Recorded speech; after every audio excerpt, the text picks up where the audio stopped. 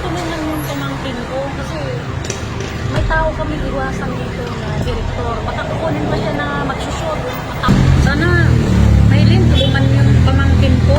Ikaw na makatulong sa pamangkin ko kasi ayaw ko din siya sa isang direktor kasi ayaw ko na iiwas kami. Ate, kaya nga ako umuwi dito sa Pilipinas kasi may isang director na kumukuha sa akin, may isang project kami gagawin. Yan. Ito nga nag-text mo. Direktor? Mag-ingat ka, Maylin, baka magsushooting daw pala si Maylin, yung pala umuwi siya dito sa Pilipinas.